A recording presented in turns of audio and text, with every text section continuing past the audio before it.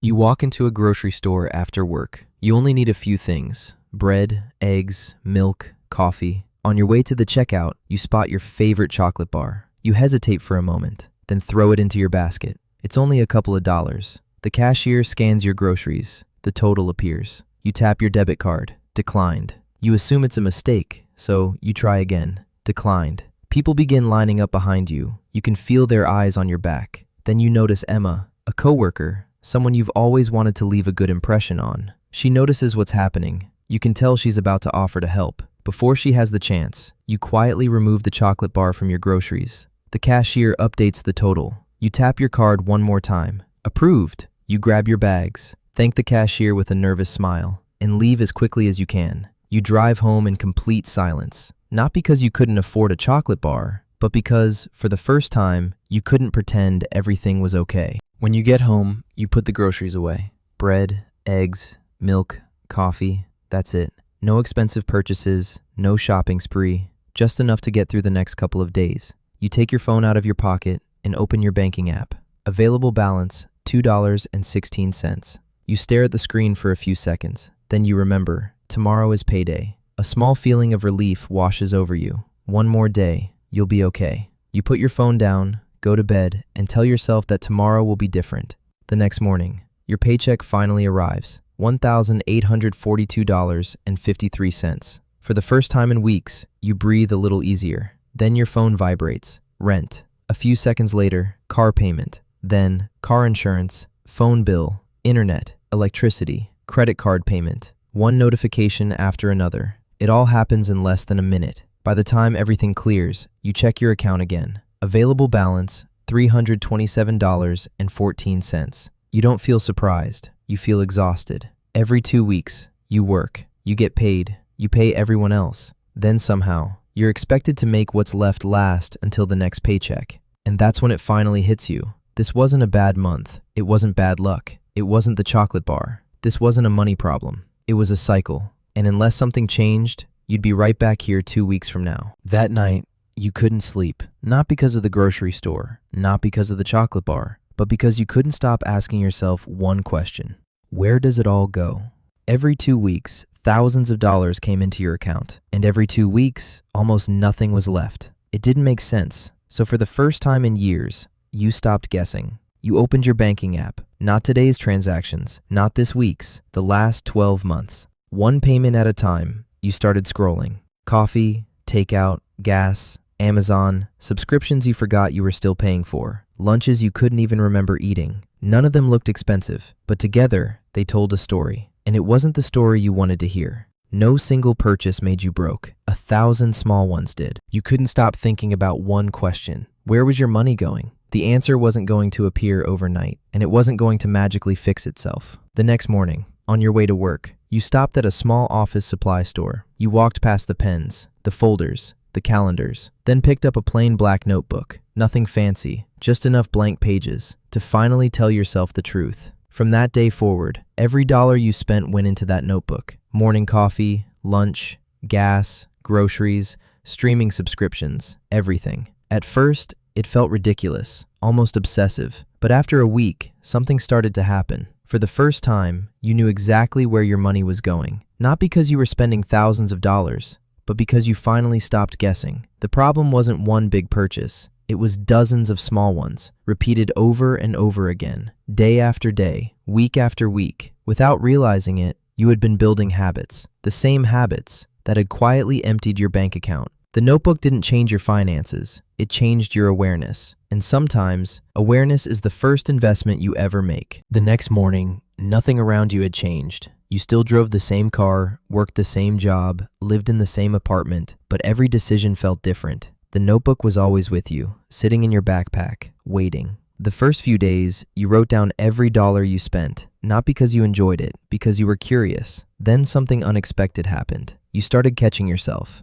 Before buying another coffee, you paused. Before ordering takeout, you paused. Before clicking buy now, you paused. Not because you couldn't afford those things, because for the first time, you knew they would be waiting for you in the notebook later that night. And somehow, that tiny moment of hesitation changed everything. A week later, you reach for the notebook, open the first page, and realized you'd spent less money without ever feeling like you had less. Weeks turned into months. The notebook slowly filled with numbers. Some days were better than others. There were still mistakes, still impulse purchases, still weekends where you spent more than you planned. But one thing had changed. Every month, you spent a little less than the month before. Not because you made more money, because you finally knew where it was going. So instead of spending whatever was left, you tried something different. The moment your paycheck arrived, you moved a small amount into a separate savings account. Not $500, not even $200, just $50, then another $50, 2 weeks later. At first, it felt pointless. What difference could $50 really make? But you left it alone, paycheck after paycheck, month after month, until one evening, you opened your savings account. Balance, $1,000. It wasn't enough to change your life, but it was the first time in years you had money that wasn't already promised to someone else. For the first time, that money belonged to you. You smiled, closed the app, and for the first time in a very long time, you stopped worrying about what might happen tomorrow. Because if life surprised you, you were finally starting to surprise it first. The next morning, you climbed into your car, turned the key, and immediately heard something that had never been there before. A loud knocking sound. At first, you convinced yourself it was nothing. Maybe it would go away. Maybe you were imagining it. But by the end of the drive, you knew better. That afternoon, you dropped the car off at a repair shop. The walk home felt longer than usual, not because of the distance, because of the waiting. Every notification on your phone made your heart race. Then, the call finally came. The mechanic had found the problem. The repair would cost $940. You stared at the screen. Months ago, that number would have destroyed you. You would have felt sick, wondering which bill you'd have to skip, how much room was left on your credit card, or who you could borrow money from. But this time, you didn't open your credit card app. You didn't think about taking out another loan. You opened your savings account instead. There it was, $1,000. You took a deep breath, transferred the money, and paid the bill. It hurt. Of course it hurt. Watching months of discipline disappear in a single day wasn't easy. But something was different. For the first time, an emergency stayed an emergency. It didn't become debt. It didn't become stress that followed you for months. It didn't become another payment hanging over your head. It was simply a problem. And then it was solved. That day, you didn't lose $1,000. You bought something far more valuable, peace of mind. A few weeks passed. Life felt normal again. The car was fixed, the bills were paid, and for the first time in a long time, nothing was on fire. Something strange started happening. You weren't thinking about surviving anymore. You finally had room to think about improving. One evening, while scrolling through job postings, you noticed a position you'd seen dozens of times before. Better company, better salary, better opportunities. Months ago, you would have kept scrolling, telling yourself you weren't qualified, that someone else would get it, that it wasn't worth trying. But this time, you clicked apply. Not because you suddenly became smarter or more talented, because for the first time, you weren't making decisions from fear. Financial stability hadn't changed who you were. It changed what you believed was possible. Money didn't give you confidence. It gave you the space to discover you already had it. A few weeks later, your phone rang. It was the hiring manager. You took a deep breath and answered. The interview had gone well, but hearing the words out loud still didn't feel real. You got the job.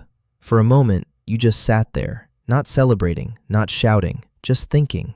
A year ago, you would have convinced yourself not to apply. You would have told yourself you weren't qualified, that someone else deserved it more. But the person who clicked apply wasn't the same person whose card had been declined in the grocery store.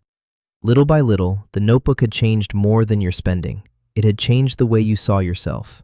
A few weeks later, your first paycheck arrived. It was bigger than the last one. Not life-changing, but enough to notice.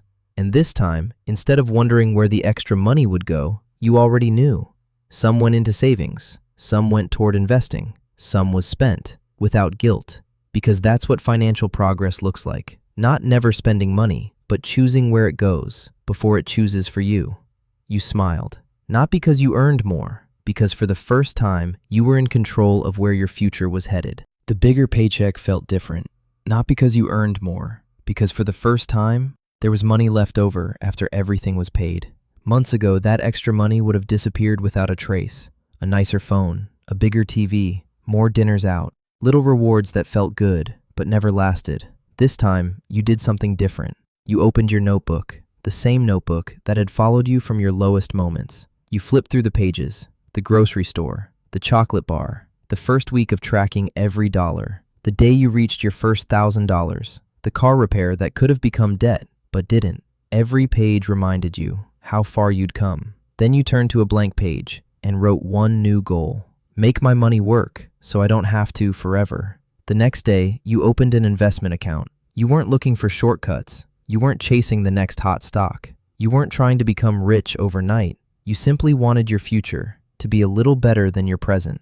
The first investment was small, smaller than you'd imagined, but that didn't matter because the amount was never the point. Pathetic decision was. Every payday, you invested a little more, then closed the app and got on with your life. You stopped checking it every day. You stopped worrying about every market headline because by now you understood something that the old version of you never could. Real wealth isn't built in exciting moments. It's built in ordinary ones. The quiet decisions, repeated over and over again, long after the excitement is gone. Months turned into years. Slowly, your investment started growing, not because you found the perfect investment, but because you finally gave your money, pathetic thing it had never had before, time. 5 years later, the alarm goes off.